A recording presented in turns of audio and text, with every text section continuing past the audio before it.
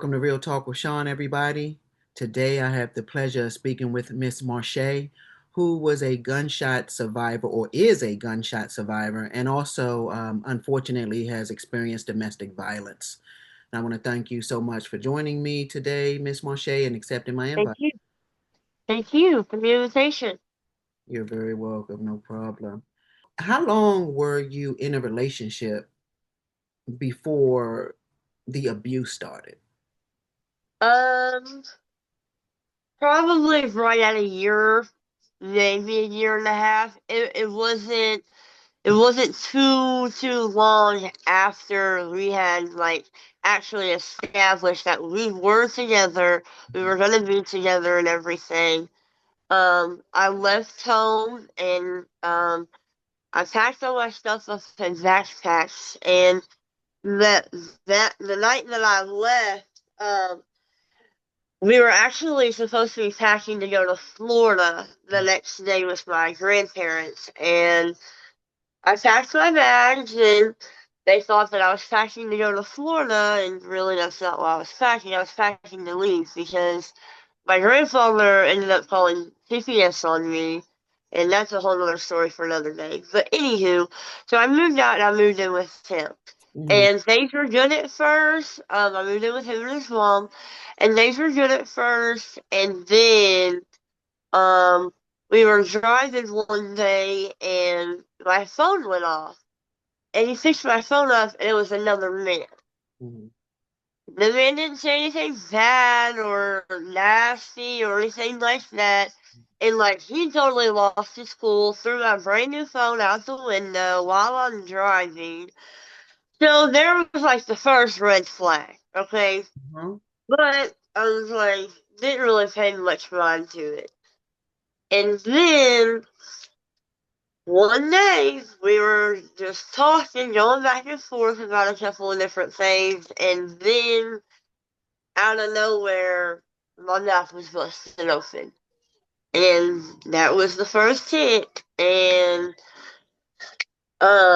unfortunately, yes, I say, I felt most um victims do. You feel trapped Mhm. because what these abusers do is A, they're narcissistic, B, they're manipulative, and then C, they also know how to brainwash you.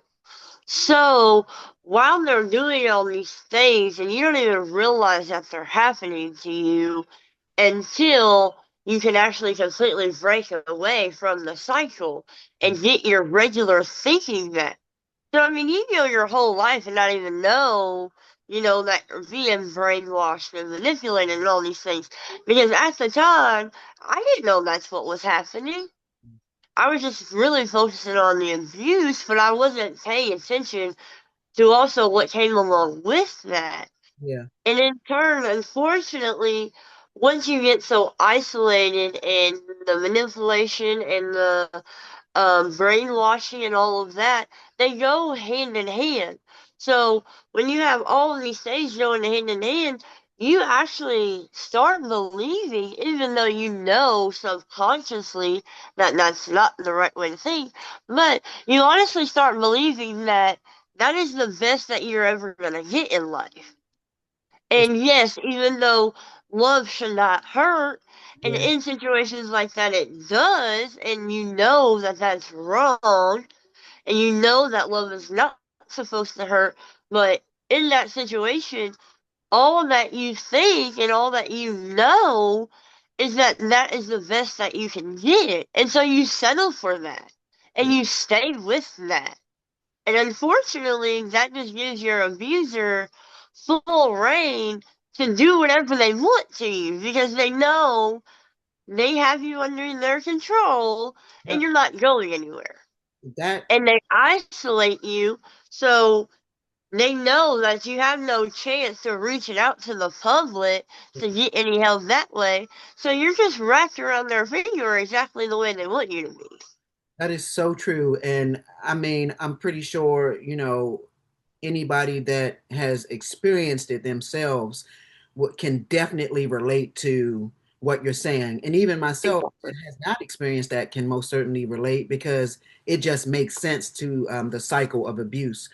Exactly. Looking back, like you said, you noticed that initial red flag with the phone. Hmm. Exactly. I know it's hindsight now, but just thinking Yeah. when he did that, why do you feel you didn't leave right at that moment and not give him the next opportunity? Um, I felt like I didn't leave right at that moment because this was still very new into the relationship. And even before we even established that we were together, we were best friends Oh, before like the relationship and all of that even came about. yeah, So at this particular time, I'm thinking it as, okay, yes, this is my man, but also this is my best friend. yeah, So, okay, I may have hurt his feelings by this person writing me or what have you. Should I be handling it different? Absolutely. And I think in that moment, exactly what I was thinking, well, I know what I was thinking, is okay, he got upset, he kind of overreacted, but I can fix this. yeah, I can fix this. And that's exactly what you tell yourself. And you believe it. You think that your love and your care and all of these things that you have about yourself, you think that you can then reflect that onto the next person and save them. And unfortunately, that's not reality. That's very just not how it works. absolutely. And I mean, it coincides just as well. Think about addiction, for example. Yeah, Someone that is in an active addiction, you can send them to rehab. You can do all of these things for them, but until that person is ready for a change, you can say it till you're blue in the face. That person's not going to change, and nothing that you do to intervene in that time frame is not going to be successful because that person is not ready to change. And through this whole process of being with said person, yes, I wish I would have learned that right then and there yeah, because I could have walked away and we may not be in this position. You know what I'm saying? But also, at the same time, I think that we also have to make mistakes to bump our head before we actually learn the lesson that we're trying to be told to us. Does that make sense? it absolutely does, unfortunately. But nevertheless, such is the cycle of life, and sometimes things do have to happen so that we can learn. Because Exactly. you said when you're stuck in that cycle, you become so brainwashed and their narcissistic behavior. And I heard you mention that when you were just speaking about when it first happened, you said, "Well, maybe I hurt his feelings, or his feelings were hurt." Like you start Yeah. to feel like, okay, what did I do? Like Yes. although the part of you that's smart, knows I still don't deserve your reaction. Like it doesn't have to Exactly. be this drastic. But nevertheless, women and men, I'm not to take anything from Oh men. yes. I will say it till I'm blue in the face. Yeah, Abuse, absolutely. manipulation, brainwashing, all of these things where it's physical, emotional, sexual, Yep. whatever. Abuse is abuse at the end of the day. There's none to be No done. matter what form, shade of color it comes in, abuse is abuse at the end of the day, and Yeah, it's not right. And it's not right, and it should not happen. But absolutely. unfortunately, it happens a lot more than we know about because domestic violence does not get talked about. It It doesn't just doesn't. because it's isolated, like you said. I mean, It you can a woman or a man that is being is. domestically abused, they will walk around and they'll smile, to you, but they're hurting so bad on the inside. But they're Exactly. cycle, and so it's so unfortunate. Do you believe? Okay. Um, on both parts, the abuser as well as the person being abused, do you believe that it all stems from a lack of self-love? Yes, 100%, 100%. I actually was just saying this last night, and I'm glad you brought that up. Thank you. Um, Last night I was just telling my the few little friends that I have on TikTok. Mhm. I was telling them, you know, this whole journey, it has taken me since from the day that I met said abuser until this physical day right here at this exact time. It's taken me this long to find myself. And Yeah, I had to do that first. And that's what everyone has to do. If you cannot find yourself and you cannot love yourself, and yes, unfortunately, in relationships, you have to be a little bit selfish for yourself. Because if you're not taking care of yourself and you're not prioritizing yourself, then that just opens the door for any and everybody to have free reign to walk all over you well said. because they know that they can, and Mhm. it's wrong. Yeah, It's wrong. very well said, and so true. And to anybody that hears this, if you're in this situation, reach out for help. I know Please reach out, please. it's related, And but that's go yes, ahead. I'm sorry. no, you are fine. Go for it. That's another thing too. With we get so brainwashed and manipulated that there's so many people out there that are afraid to speak up. And that right there, that honestly breaks my heart more than the abuse itself. Yeah. Because you are trapped. You are trapped. Not only are you physically trapped, you're mentally trapped and you're fighting yourself. Yeah. Because one side of your brain is telling you wrong from wrong, you're right from right. Then you have like the conscious, the emotional side of you and whatnot that is like, no, I can fix it, I can fix it, I can fix it, I can fix it. Mhm. It's not the case. It's just not the case. And that's why it doesn't get talked about. Because there are so many people that are afraid because their abuser has threatened them or threatened to hurt their family or what have you.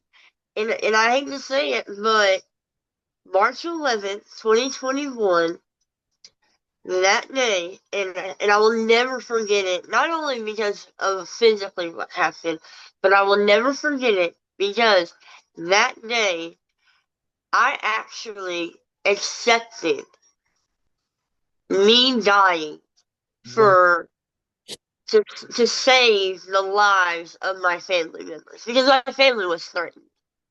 And that day, I really did. I really did. I sat there for a second. I looked up to the sky. I looked at abuser. I looked down the barrel. And I looked back at the door and I took a deep breath and I was like, you know what? I'm done. I'm throwing my hands up. If this is what was meant to happen to me for everyone else to be saved, then that's what God's plan was.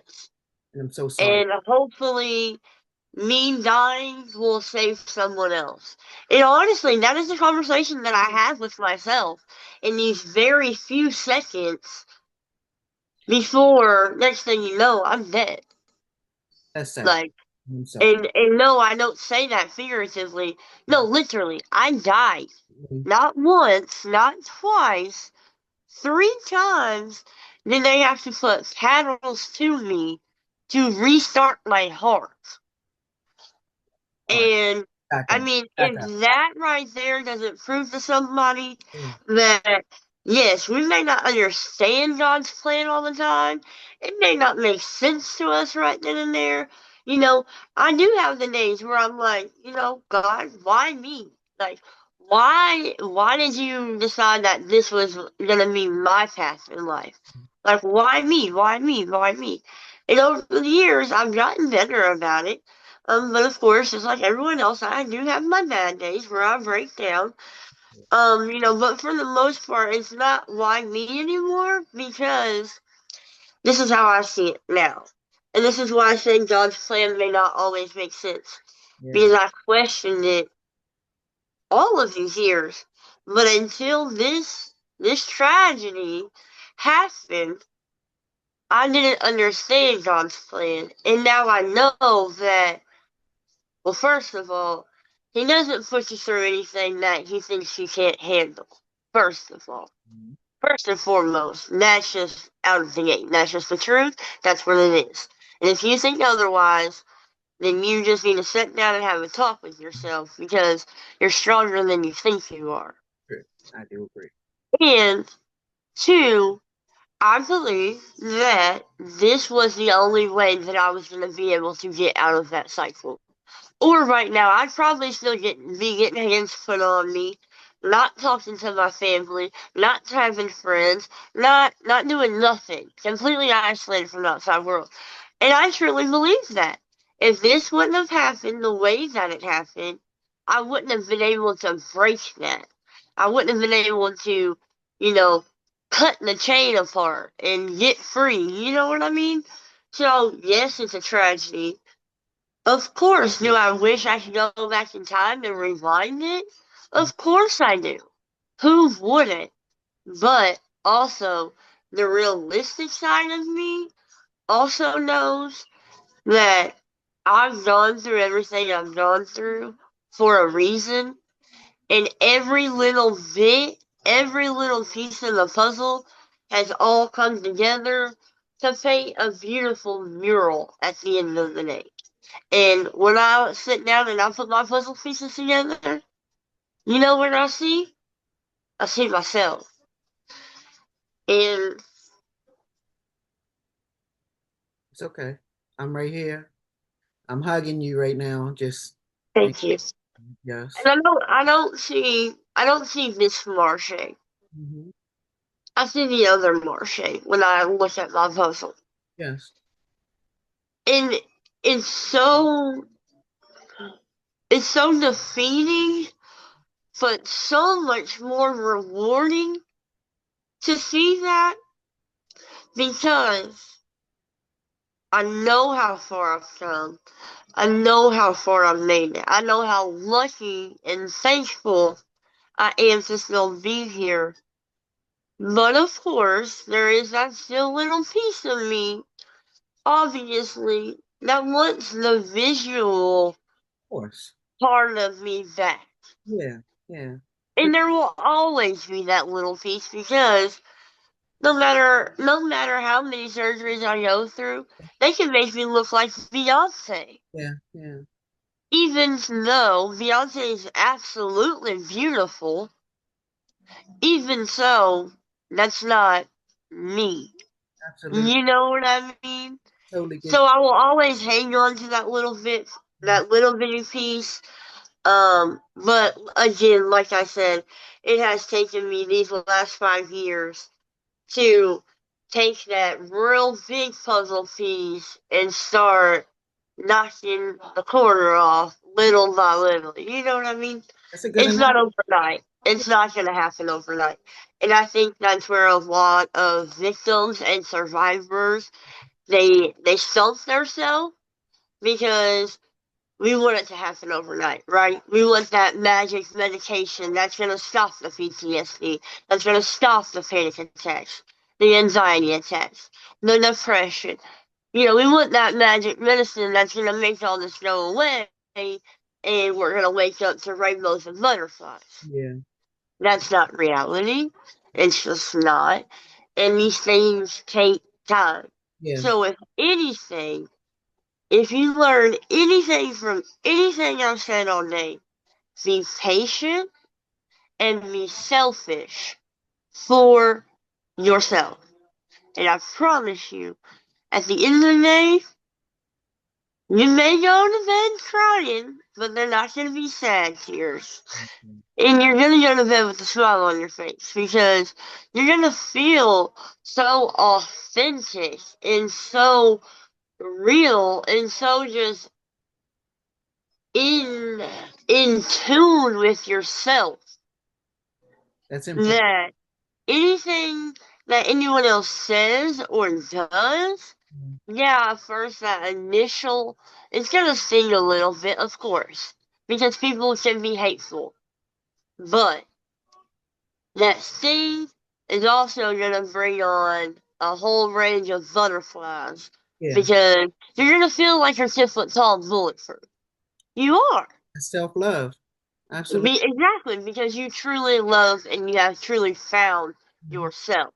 And Yes, once you do that, can't nothing nobody say or nothing nobody does so true. take your light away. It is so true. And that's just the truth. I mean, and it happens on its own. Mhm. Like you wouldn't believe, you're like, well, I don't even remember doing anything Yeah, that made me feel this way or made this happen. And yeah. that's because you don't.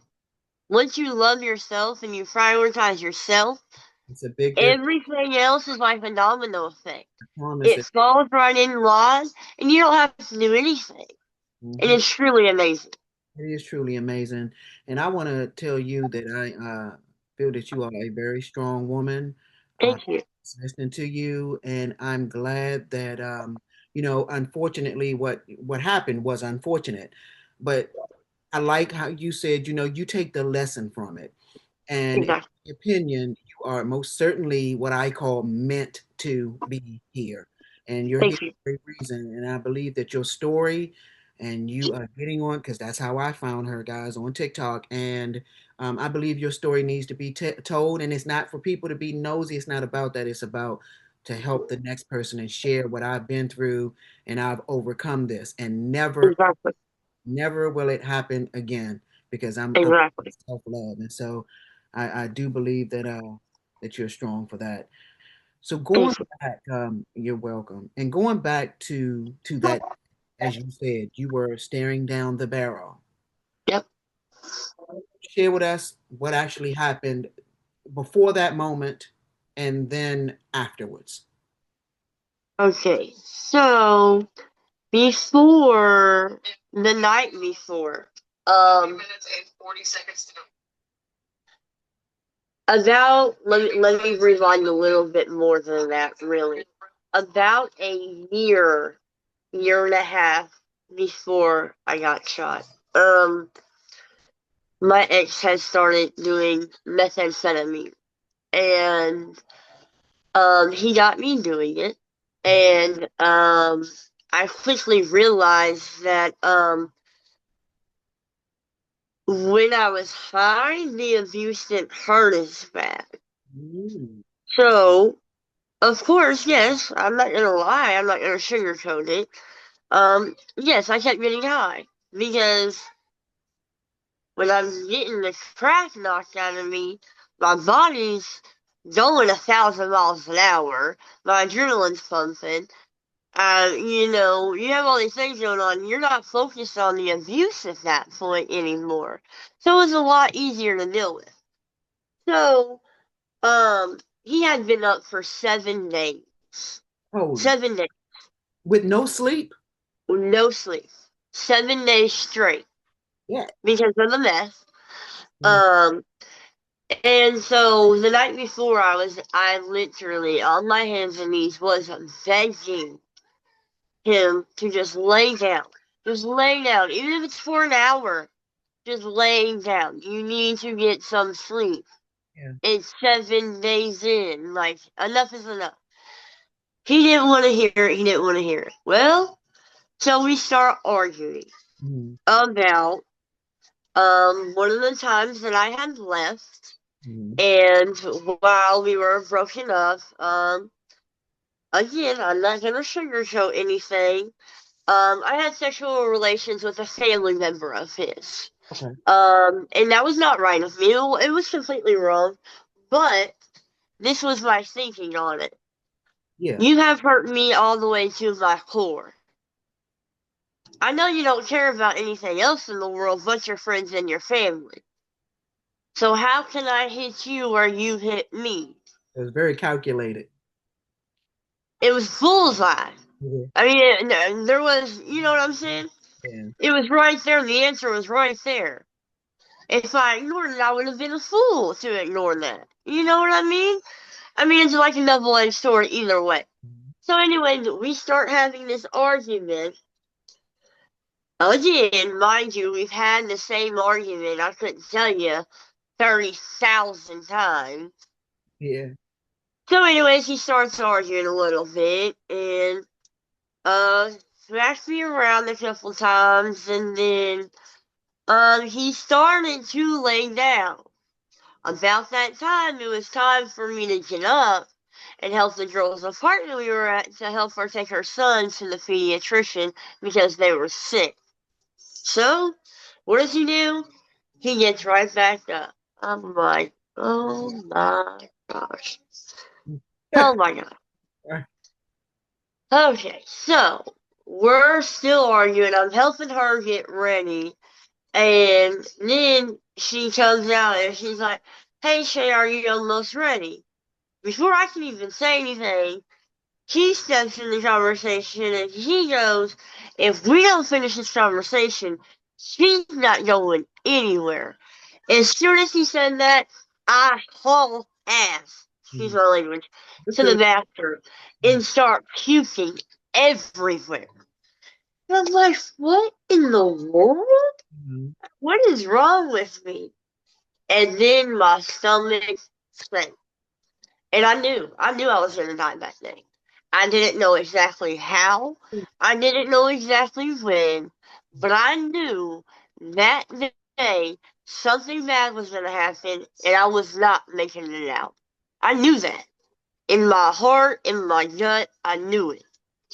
So I throw up and I go in her room and she's just sitting on the edge of the bed and I'm a grown woman. I have never begged anyone to do anything for me because I'm grown. Yeah. But I did. I got down on my hands and knees in front of her, and I won't say her name or his name, but I said her name, and I said, please, I'm begging you, please do not leave me here alone. I promise you, when you come home, I won't be here. And she was like, like, girl, like, my kids are sick. Like, I'm sorry. Like, those are my kids. Me being a mother, I understood that, Everybody can't just stop their life because of what Marshay has going on. Because, like I said, this wasn't, yes, the shooting was an isolated event, but the abuse was not isolated. This Yeah. had been going on prior to. So I'm just really thinking, okay, maybe I'm just gonna get the shit beat out of me and it'll be a little worse than it was the last time. That's all I'm really thinking, but in my head and in my gut, I know I'm about to die. I just don't know how. So she's like, I can't, like I gotta take my kids to the doctor. So she gets up, she gets the kids, and they walk out the door. Again, start throwing up. Then it really hit, like, you're stuck. Now you're really stuck. Oh, Like it's just you and him, yeah. and you have no way to get out of here. You gotta think fast, real fast. Mhm. So I'm sitting there in the chair next to the front door. He goes and he gets the shotgun out of the closet because she made him put it up in the closet because she has little toddlers running around. I mean, that's common sense, right? So he goes and he gets it out the closet. Mind you, a week prior to, he drove me to Knob Creek gun range and made me buy the shotgun because he had a record and could not. Okay. So, again, he gets the gun and he comes back and he's messing with it. He's pulling the slide back, pumping it because it was a pump. Mhm. And I'm like, what are you doing? Like, why do you have that out right now? And Yeah. then there's no reason for it. He's like, don't fucking worry about what I'm fucking doing, stupid bitch. You're trying to ignore the question. Just answer my fucking question before I knock your head off. I'm like, oh, here we go. Yep, it's on. It's on like Dolphin Killer now. So my dog was in the car. Mm. The windows were barely cracked. It's 80 degrees outside. He had no water because the dog went everywhere with us. He Okay. was supposed to be leaving to go run a couple of errands, so the dog was going with him. So obviously, no one's leaving anytime soon. So I stand up, and as I'm standing up, bear with me. Yeah. This might take me a second to get through. Just bear with me. Um, as I start standing up, he said, "Where do you think you're going?" I said, "I'm going to get the dog out of the car. It's hot. He don't have no water out there, and we're not leaving anytime soon." He said, "No, you're not. I know what you're gonna fucking try and do. You're gonna try to fucking leave. I'm not even giving you the keys." I said, "No, I'm not. Just calm down. I'm just going to get the dog." Obviously, I was not just going to get the dog. I was leaving because I knew that that was my only way to get out of there, and I had to get out of there fast. So we go back and forth a few times, and then I go to reach for the door handle, and about that time, as I'm reaching the door handle, so like, say the door is like, hold on, let me tell Mm. you. Let's see. Say the door is like right here. Okay. So I'm standing like this to go to reach for the door handle. At the same time, I'm turning my body this way because he's over there at the table with the shotgun in his hand. As I'm turning, I can see in my peripheral on my left side, I can see the barrel. Oh, So I see that he's holding it up. So I keep turning, and as I'm turning, again, I'm saying, "I'm just going to," and before I can even finish,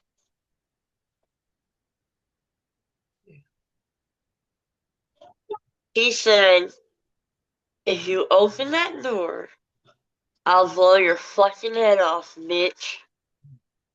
yeah. And so I looked at him, and I looked down the barrel, and I looked out the window,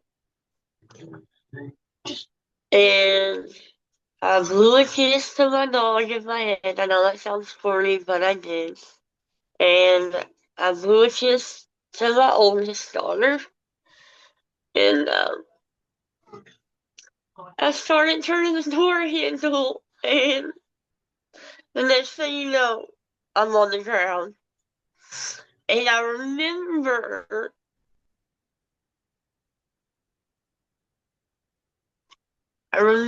feeling the bullet hit. Mm. But as this is all going on, I literally am watching it all happen. So Like, it's a complete out of body you're experience. still And I like think, conscious. yes, I think that I'm dreaming all of this Mm. while I'm literally seeing it happen in front of my eyes. So I'm laying there on the ground, and like everything got super, super bright, like a flashlight was in my eyes. And um everything, like when your foot or your hand gets numb and you shake it and you get that tingling feeling, that's how my whole body felt. But it was on fire. Like, it felt like I was on fire. And I was numb. And I couldn't move. And I couldn't say anything. And um I'm gonna throw in at this point, I'm gonna throw in what said story from his mouth, because this is where it starts getting foggy for me. Yeah. So I remember looking up at him and seeing him, and I see the blood splatter all over his shirt, and he still has the gun in his hand. And he drops the gun, and at this time, his story is that I'm army crawling on the floor. And because it was a pump shotgun, it kicked back and busted his mouth open, which he did. He did have to get stitches. He said, and he hit the ground, and his ears were ringing. And then he said he stood up, and he finally came to, and he just seen me on the ground. And I was trying to army crawl. And him and the girl said that they kept trying to tell me, stop trying to get up, stop trying to get up. And I wouldn't stop trying to get up. So he said that he came over and picked me up and held me in his arms. At this point, I see him and he drops the gun. Then I remember seeing him bend down, but I couldn't see anything after that. And I remember feeling pressure, like on the sides of my face, but I couldn't distinct what exactly was happening. And so he said I stopped breathing. And they can see like this red ball, like a stringy stuff in my throat. Mhm. So he said he reached his fingers down into my throat and pulled out this ball. It was a blood clot. This ball of stuff. He said, and I sat straight up. I took a deep breath, and they're still on the phone with 911. And they all of a sudden they started freaking out, and they said, "Oh, she's breathing, she's breathing, she's breathing." And back to what I'm seeing at this point, he then stands up and he's looking down at his hands. His hands are covered in blood. The next thing I saw is he kind of went to go like brush his face, but not with the palm of his hand, but the front of his hand still has blood on there too. So when he brushed his face, he got blood on his face. And then he wiped the rest of his hands off on his shirt. And then he said, "There's the sirens. The police are close. I gotta go." And it disappeared. Wow. And that's the last thing that I consciously Yeah. remember. I do not remember the ambulance getting there. I do not remember getting to the hospital. Like I said, this whole time I'm thinking this is a dream. So, oh, and mind you, the girl's apartment that we were at, she said her and her friend, which her friend was a nurse, thank God. Um, they had just pulled in the parking lot. The girl turned the car off, and they heard the gunshot. And she said she was sitting in the car, and she looked at her friend looked at her, and she said at the same time, they both said, "Oh no, please don't let it be her, please don't let it be her." And they ran in the door of the complex, the apartment complex, and there I was. So yeah, I don't remember the ambulance getting there. I don't remember getting in the ambulance. I don't remember getting to the hospital at all. Again, like I said, I thought I was dreaming this entire time. So, 11 days later, I start waking up. And the first thing I see, first of all, when I first open my eyes, like my vision is blurry. And I still don't realize that I'm only looking out of one eye right now. Hmm. So the first thing that I see when I start waking up is on the whiteboard, University of Louisville Hospital. Hmm. So I kind of like chuckled because I was like, okay, like what did you do this time? Maybe you broke my nose, or maybe you broke my leg this time. Maybe I had to get stitches or something. Maybe it's just a little bit more severe. Never in a million years was I thinking what happened is what happened. Like again, I thought I was dreaming. Yeah. So anywho, I see that and I'm like, okay, well then I go to move and I can't. My hands are tied down, Mhm. my feet are tied down. I Wow. have tubes out of my throat, Uh, out of my neck, and I can't move. and I can't talk. So I'm like, what in the fuck is going on? So you know the little tables that they have in the hospital rooms? You know, and they put like your food and stuff on the little trays? Mhm. That's sitting next to the bed. I see it. I have just enough leverage in the straps on my hands Mhm. that I can grab it. So I grab it. And I have enough leverage I can move it a little bit. So I start banging it on the side of my bed as loud as I could, Mhm. as hard as I possibly could. And all of a sudden, here comes about 30 people running in my room. And they're all like, whoa, whoa, whoa, stop, stop, stop. You're gonna pull your IVs out. You're gonna pull out the vent. And I'm like, what are you people talking about? Mhm. Mind you, I still cannot say anything. Exactly. Oh, So oh, I thought you were saying you couldn't even see yourself, but you couldn't. no, I couldn't see myself. I couldn't nothing. I Right. don't know nothing. Again, like I said, I think I'm dreaming all of Yeah. this. So they're like, hold on, wait for the doctor to come in. Like, okay. So here comes in probably I'd say about 5'8", 6 foot gentleman, dark hair, buzz cut, and a white coat on. Mhm. And he has like all this stuff in his hands. And he comes and he sits down on the edge of my bed. Also, guys, if you see me doing this, rubbing my face, it's a nervous tick. I can't help it. So that's why. Anyways, he comes and he sits down on the end of my bed and he said, "Hello, Miss Howell, how are you? I'm glad to see that you're finally awake." And I shake my head at him and he said, "Well, I have some bad news for you, and I want you to prepare yourself for what I'm about to tell you." I'm looking at this doctor like, can we just get to it? Like, Yeah. hello? Yeah. And not, like I said, I have no idea what's about to happen. So he said, can you take a deep breath for me? So I'm getting fidgety now. And so I'm nodding my head yes, and I'm moving my hands around like, come on. And he's like, okay, are you ready?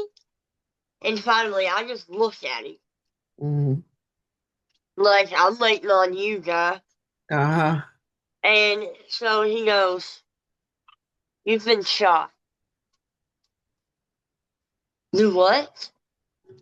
So I start freaking out. Mhm. Freaking out. I, They had to get oxygen. My oxygen went down into the teens. mhm. They had to put oxygen on me. Then I pulled out. Passed all the way out. I come back to, and he's still sitting there. He's like, are you okay? I was like, yes. I nodded my head. You know, obviously I can't talk. He goes, okay, do you remember what I just told you? I shook my head, yes. He said, you've been shot in the face. So I start shaking my head, no, I'm freaking out even more. I'm moving my hands all over the face. He said, well, I got one or two options for you. He said, you can try to stand up and look in the mirror in the bathroom, or he said, I have a mirror right here in my hands and I can turn it around for you if you would like to see yourself. So I'm not thinking, it's as bad as it is. Yeah. I'm like, okay. So I did my hands like this because I can't talk. So I Mhm. went like this, and he slowly starts turning, and now I'm looking at myself, Yeah. even though I wasn't looking at myself Mhm. because I didn't know who that person was. I did not recognize myself. Mhm. I did not know what had happened. I didn't know anything. I was lost. I was so confused. And obviously, I was hurt. Mhm. And because I think that what has happened is now a dream, now really I have no recollection of really what actually happened to me. Because there's parts I don't remember. And that can be a struggle within itself, like let alone Most definitely. yeah, that lost time trying to possibly put pieces together just to try and figure it out, and you will actually never really know. So I can No, imagine you'll never get full closure. that. Exactly. You won't, because you'll never really know. Absolutely. Um, actually, there is oh, Ashley, I need your help right now. I can't think of her name. Psychic medium. But she's a psychic medium. She's on TikTok. Okay. Um, and she does sessions. And a girl, Ashley, that I met on TikTok, she actually did a session with her, and she told her everything about her cousin that ended up being unalived. Um, but anyways, I would really like to get a session with her, Mhm. just to get that closure, you know. Yeah, But yes, and that is a battle that I deal with every day I can because the unknown uh, is so scary. It's so definitely, scary. definitely. I think And that even going through what you've gone through and living in your new normal, I can only imagine, of course. But you at some point you have come to grips with that. I think that that lost time is probably maybe because I'm speaking, just from my perspective, like could be a little more daunting than not what you went through to take that away, but that not knowing. no, exactly. It's not Yes, knowing. So I exactly. understand that. So when you woke up, now you have to deal with this new. Were there times that you wanted to just give up and not live because now you look different? How I can imagine, but how did you feel mentally? Because you're already dealing with the physical part, but how was your Hmm. mental? Mentally, I was like, I look like a deformed alien or something. I was like, I'm never gonna have another successful relationship with anyone because no man, woman, Hmm. whatever you identify as, Hmm. is not going to be okay with this. They're not going to want to be seen next to this. Hmm. They're not. Hmm. And so then that brought on a whole nother underlying problem that I've dealt with since I was a teenager, Okay. but I've also kind of put a band-aid over it to Mhm. try to act like it's really not there. Yeah. Um, and I won't go into too much detail because it is sexually related, Okay. Oh, but I will say that I use that as my outlet, okay. and I felt like that if I gave that part of me up,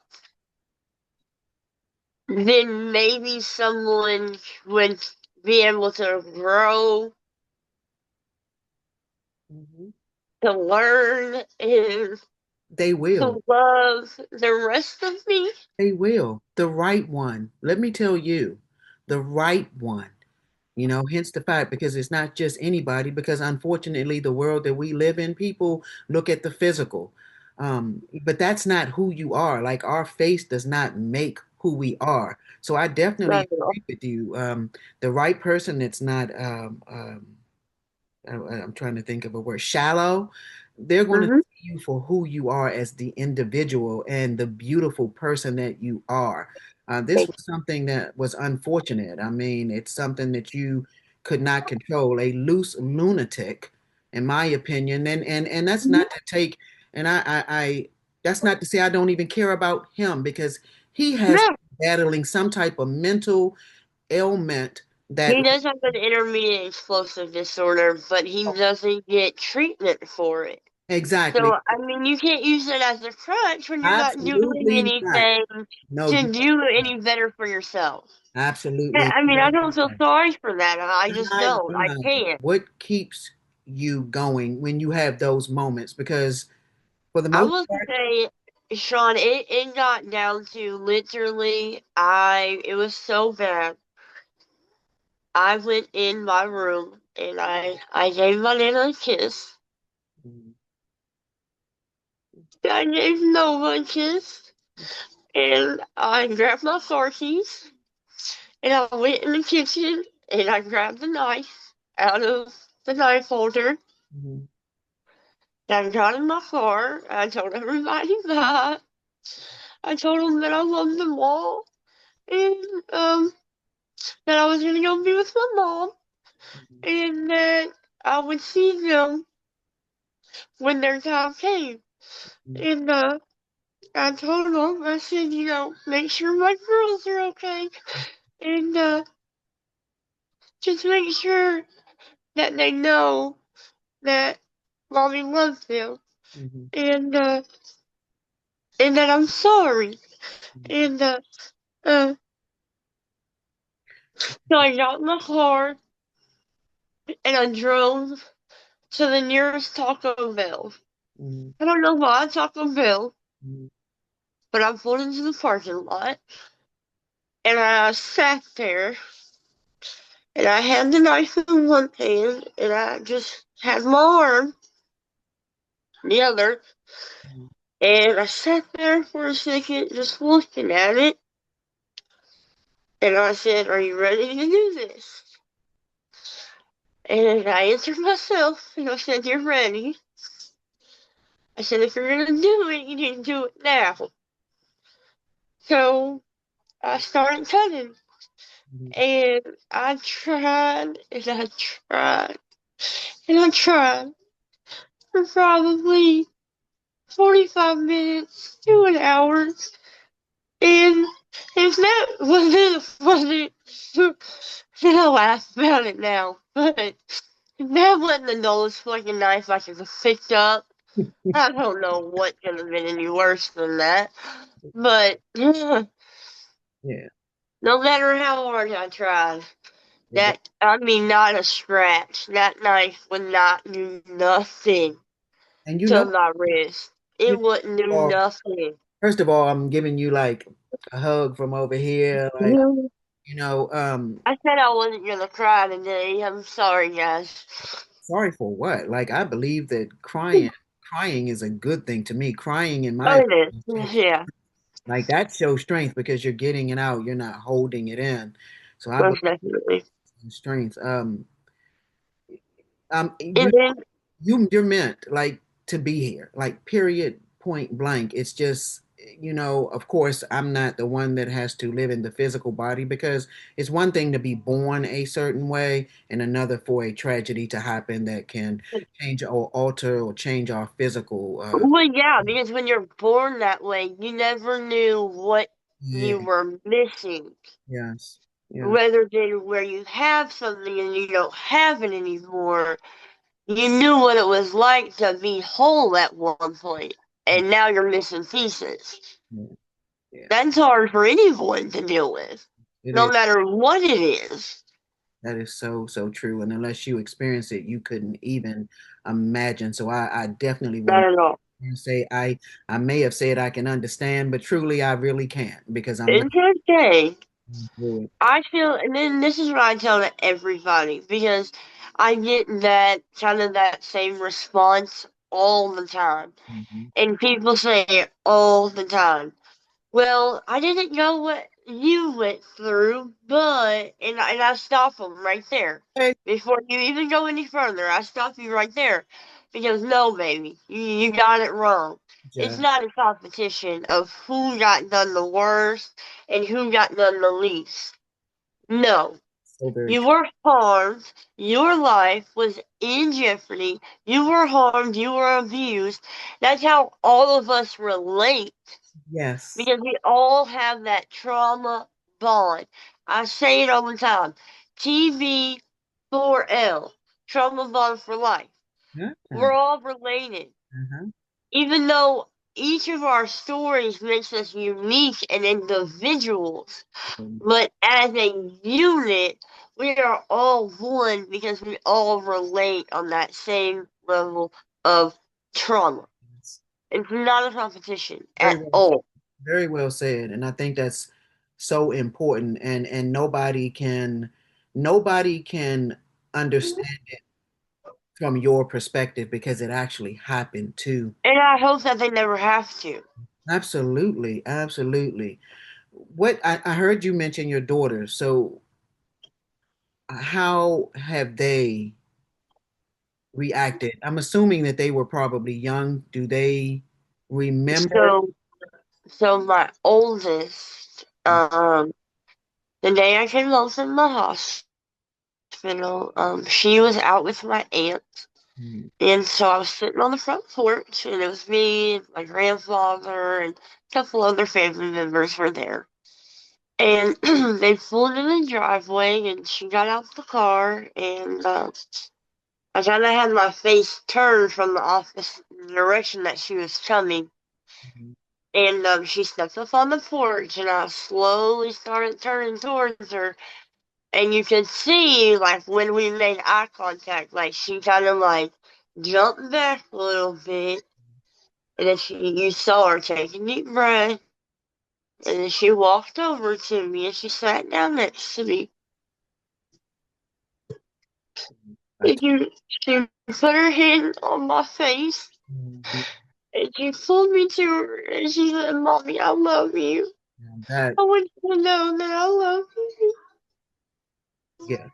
But a child's love is so unconditional, unlike adults. For the sake of time, guys, because I promise, I'm pretty sure there's so much. I know there were multiple surgeries that were involved. Yeah, we can go for hours, I Sean. know, I and know I'm you like, don't have all day today. This will take multiple episodes oh, probably, and that's fine as long as you're okay with it. I'm okay with it. yeah. I don't mind. I'm going to jump, guys. First of all, you need to follow her because then you can get more of the story. So hi, cutie pie. That's the baby. This is Nova. I Miss Nova. You're pretty. Thank you. Yeah. Oh, God, she looks like you. I can, yeah, yeah, Thank you. yes. So, guys, you go follow Miss Marshay, and then you can get more of the story. This was only just a piece of her story and her battle with this and her like I said, the story of what happens next after the hospital visit, after she's home, because now there's a new normal.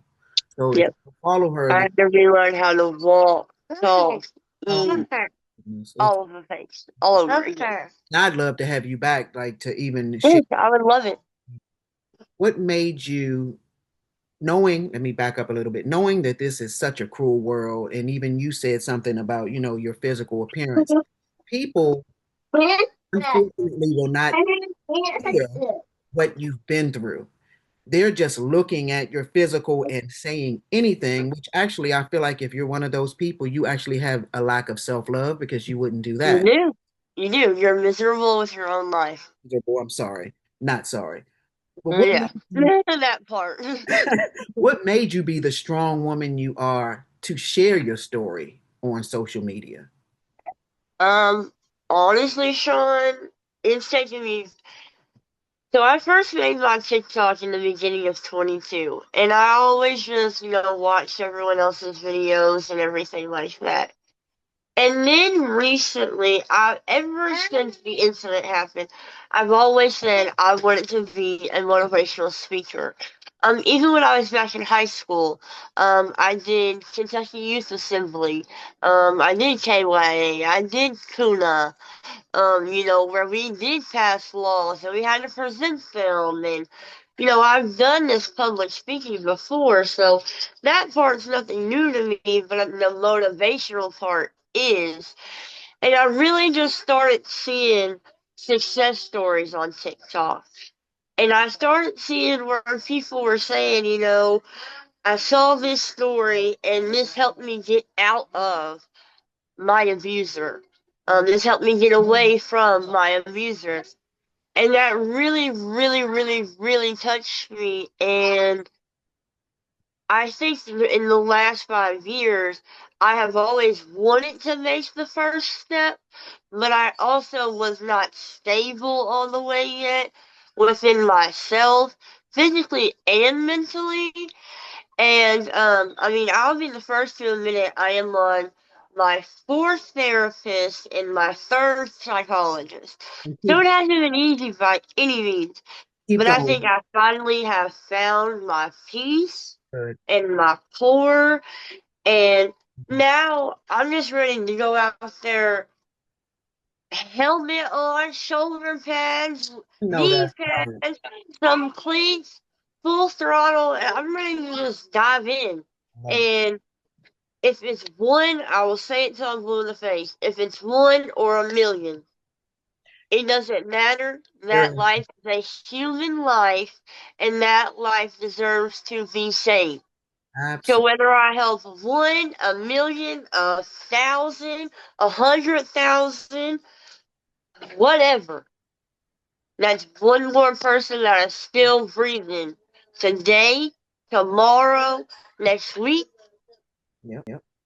and that's one person that we haven't lost to this sick, nasty, traumatic, terrible disease. I don't know if that's what you all want to call it, but I'm sorry. The It is obsessive, a the disease. narcissistic, Yes. oh, those evil monsters, they're sick. They're Yep. sick. They Yep. need help. It's And a disease. you have the right thought process because all it takes is one person, and that one can help the next person. That's the way it's supposed to be. Hopefully, Exactly. masses, but if it helps one person, and that's why I do this, because I have the same Yeah. sentiment when it comes to that. When it comes to any topic, it's like Yeah, there's exactly. something out there that could feel alone or that may be experiencing this. So all of our stories can help the next person. If we fortunately made it through and have that, that breath to breathe, you're supposed to reach out and help the next person. Yes, Um, ma'am.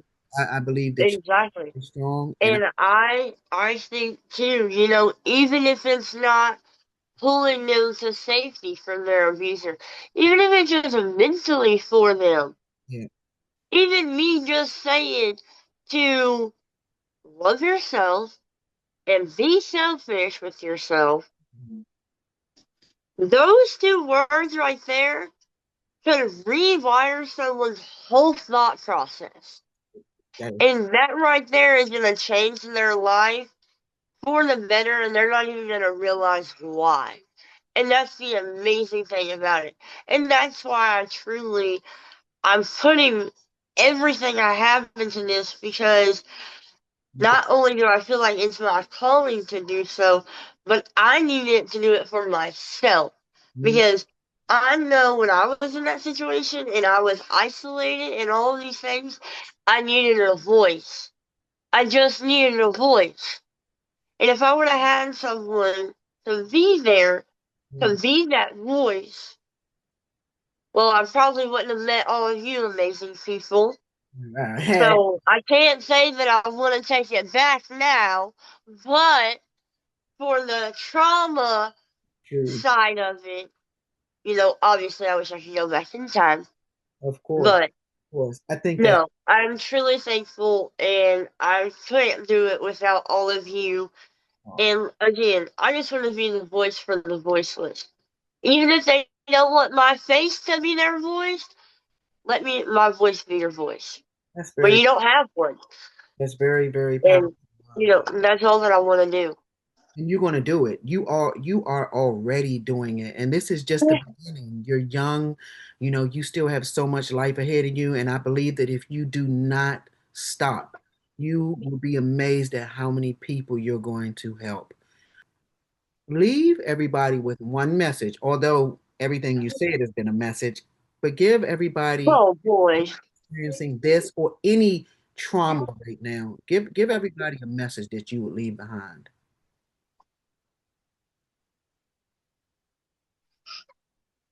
This may sound very cliche and very corny and very textbooky, but it's not. And just think about what I'm saying after I'm done saying it. To prioritize yourself, to love yourself, and to be selfish for yourself is the only intuition gut feeling, heartstrings pulled, bump in your throat, knot in your stomach.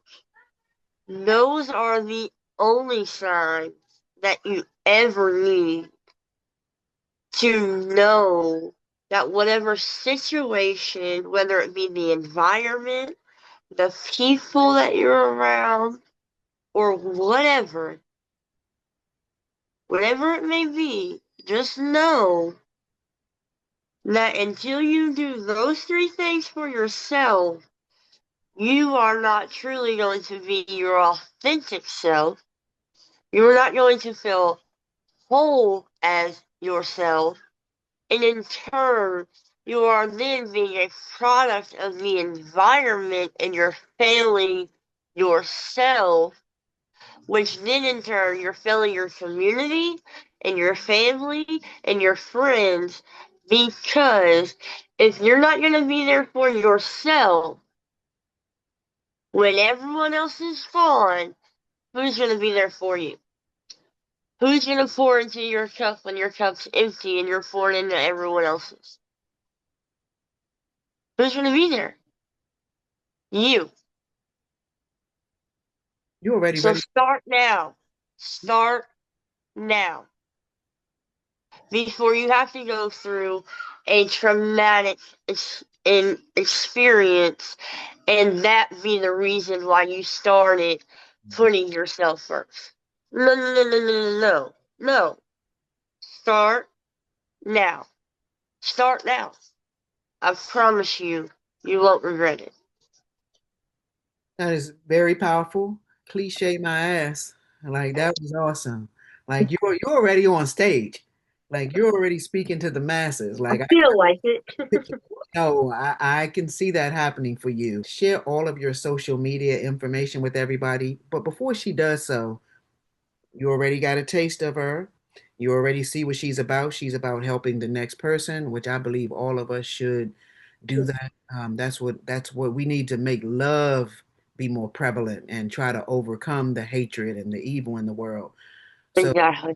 just follow her, guys. Like this young lady, you're going to see her somewhere. I promise you, not just on. You will. You will. You'll see me. That's right. Share your You're gonna see me somewhere. I mean, it may not be this year, and may not be next information. year, but that's okay.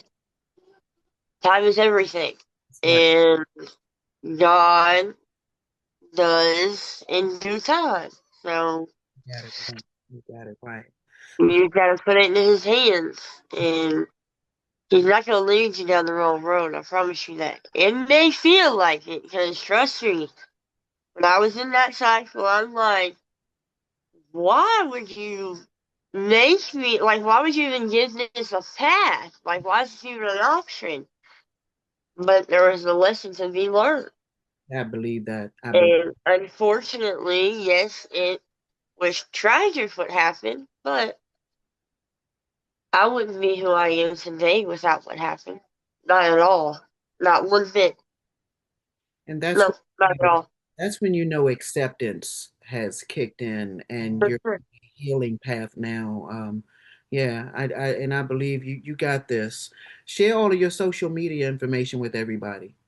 Okay, so my Instagram and my TikTok are It's Stella, and that's ITSSTELLA 0819, or Marshay Nicole. And then on the Book of Faces, my name is Marshay, and that's MARSHAY Howell, HOWELL. If you don't see my beautiful face, you'll see Nova's pretty face. We And already that's how you know it's my recent account. And there are multiple Facebook pages out there. I don't have access to them anymore. But if it's not a recent picture of me or it's not Nova, it's not my active account. awesome. Like I said, And I will follow all of you guys back. that's awesome. I was just gonna say, not to be like soliciting or anything like that, but I have had people ask, because I don't have transportation right now. My transmission is blown in my car. Mhm. A lot of people have asked for a GoFundMe, to help donate to get me a vehicle. That's obviously that's not what I'm here for. That's not why I got on TikTok. But I have had people ask, so I do just want to address it. Yeah, Of course, nothing is expected. Again, that's not why I'm here, it can help. but it is there for you all. It's not there for me, it's there for you all. And that is pinned to my TikTok. Awesome, guys. If you have it, donate. I mean, it definitely. Even if it's $1, if every one of you donated $1, if every single person on my TikTok donated $1, I would have $5,000 to go get a new vehicle. Well, you got mine. That's just food for thought. Yeah. That's just food for thought. You guys, I mean, But yeah, absolutely. I don't have a problem with you saying that. I mean, that's the only way it's going to get out there is if you don't. Hey, also, I'm working on the link tree right now, so it may not be up in just the next few minutes, but me and another survivor are working on a federal registry for just like a sexual assault registry. Once you catch these charges, you have to register. That way, we can't do it state by state. It's not going to work like that. It has to be federal. So that we know who these abusers are. They're not just walking the streets with their head down like they didn't do anything. and that's another question. Before you, where is he locked up? Because I know He people is.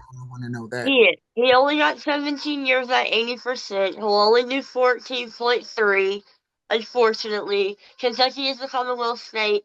Um, But even for attempted unaliving in the state of Kentucky, 25 years is the maximum he would have gotten, anyways. So, but there will be, what I was saying is, we do have a petition going to get this law passed. It's called Hannah's Law. It will be in my link tree in my bio on my TikTok at some point today. So if you guys can, please go sign the petition. We need to get Hannah's Law put into place. Got my signature. For survivors, for victims. If you find Hannah Kendrick on TikTok, she already has a petition in her bio as well. Okay. Yeah, guys, sign that petition. That is, Please, please, please. yeah, that is necessary. Now, I have one last question for you before I let you go. Yes, ma'am. Will you promise to always spread peace and love in this world? Yes, ma'am. I believe it. So I take my last breath. I really do appreciate you for accepting my invite. Thank you. Thank you for the invite. That's right. And please keep doing what you're doing out here. I promise that you're getting through to people. Thank you. Thank you.